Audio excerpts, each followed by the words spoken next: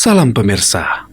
Seiring dengan baru saja diloloskannya undang-undang baru, yakni Chips and Science Act yang bernilai 280 miliar US dollar itu, atau 4.151 triliun rupiah, serta pengetatan lebih lanjut terhadap pengawasan ekspor produk high-tech, sejumlah analisa menilai bahwa dalam perang teknologi antara Amerika Serikat dengan Tiongkok yang semakin sengit, pihak Amerika Serikat telah mengubah orientasi terhadap PKT dari bertahan berubah menjadi menyerang.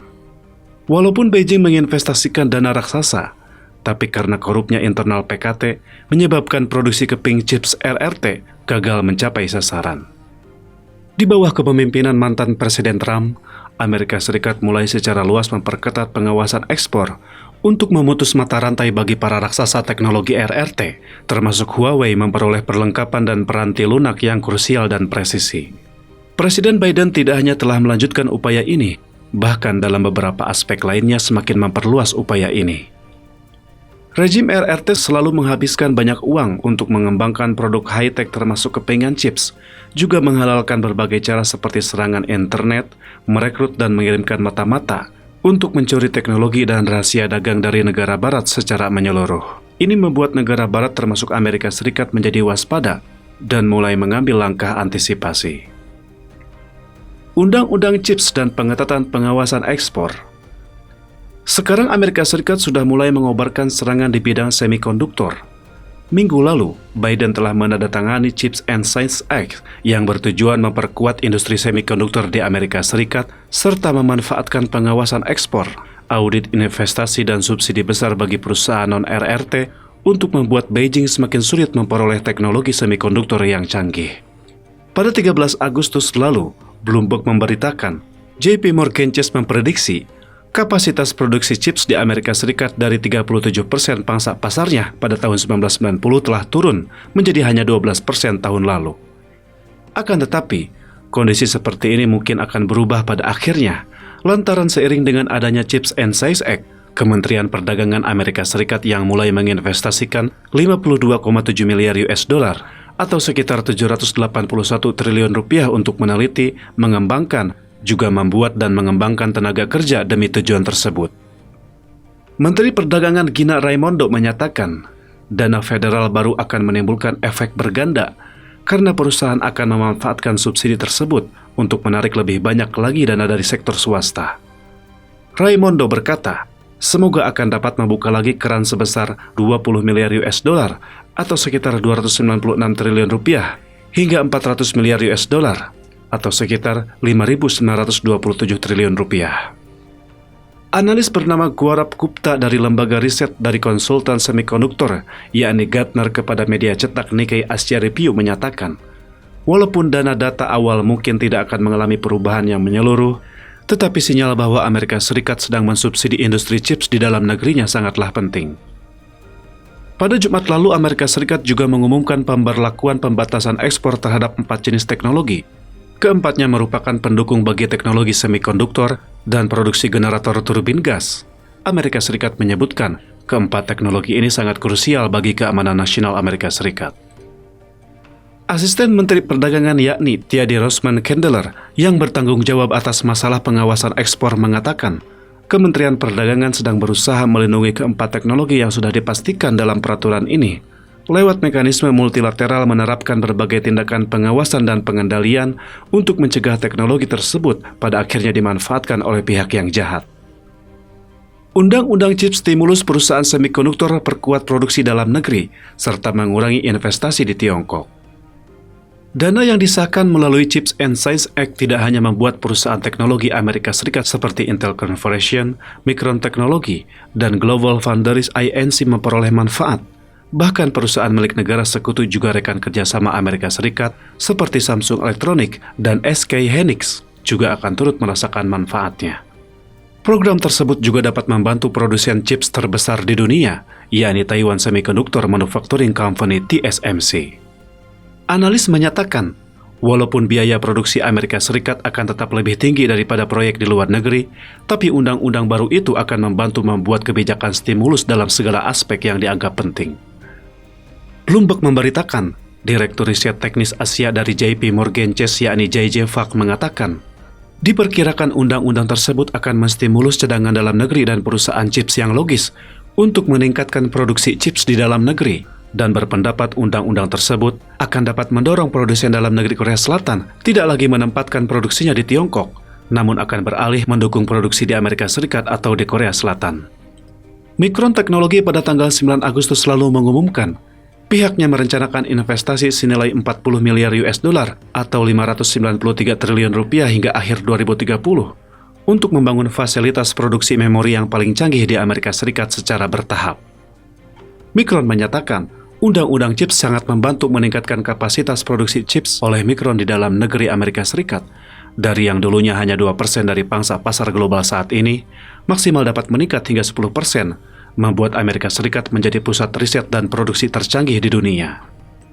Surat kabar Financial Times pada tanggal 3 Agustus lalu memberitakan, sebelum bulan Mei lalu berstatus sebagai pejabat perekonomian Korea Selatan yang sekarang Menteri Perdagangan, yakni Yohanku, menyatakan, penyesuaian kembali strategi para produsen chips Korea Selatan terhadap Amerika Serikat dan RRT telah dimulai. Berita menyebutkan, sejumlah tokoh yang mendalami pandangan kedua perusahaan tersebut menyebutkan aturan pada undang-undang chip tersebut menyebabkan Samsung dan SK Hynix mempertimbangkan kembali bisnis mereka di Tiongkok. Seorang pejabat senior Korea Selatan menambahkan, seiring dengan bergulirnya waktu, sejumlah investasi produksi chips Korea Selatan terhadap Tiongkok mungkin akan dibatalkan. Bagi Beijing, mungkin secara khusus menyoroti tindakan pemosisian diri kembali dari industri semikonduktor Taiwan terhadap Amerika Serikat, saat ini TSMC telah membangun pabrik senilai 12 miliar US dollar atau sekitar 178 triliun rupiah di Arizona, Amerika Serikat. Selain itu, dalam hal penjualan produknya kepada Tiongkok mengalami tekanan dari pihak Amerika Serikat.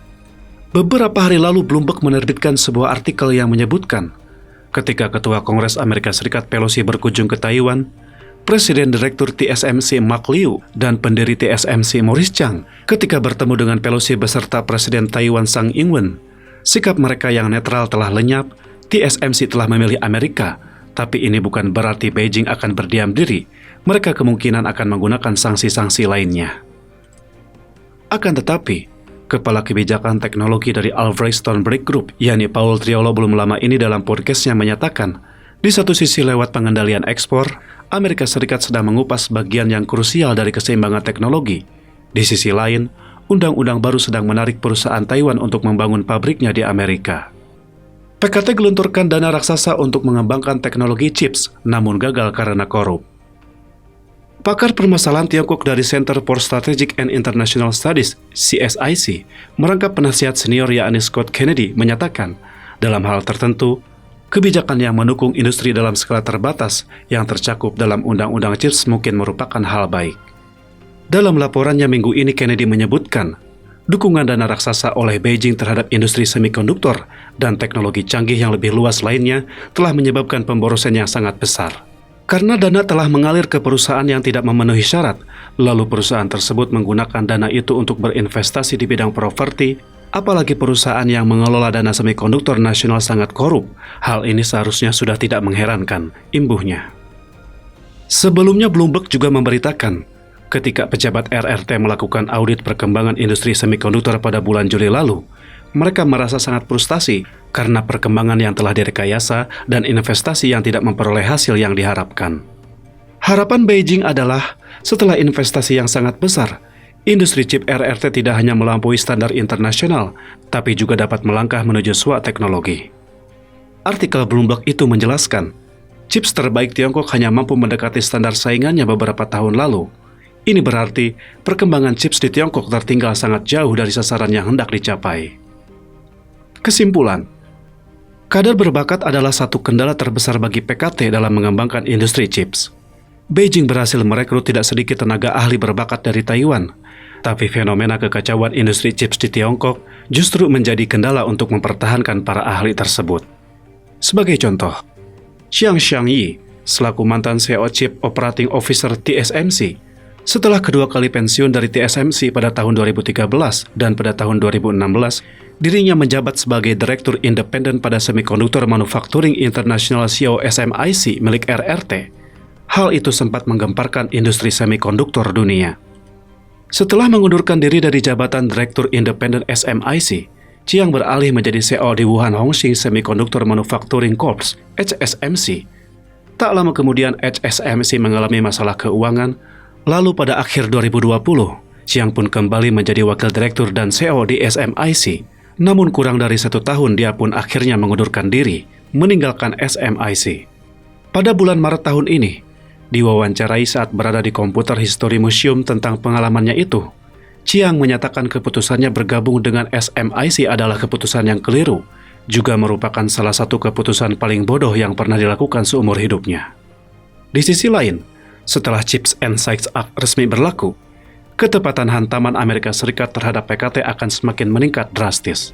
Selain banyak perusahaan chips akan memilih berpihak di antara Amerika Serikat dengan RRT, apalagi dengan mengandalkan posisinya yang lebih unggul, Amerika Serikat akan mendobrak pola dan pembagian kerja industri chips dunia dan merangkai ulang rantai industri chips global.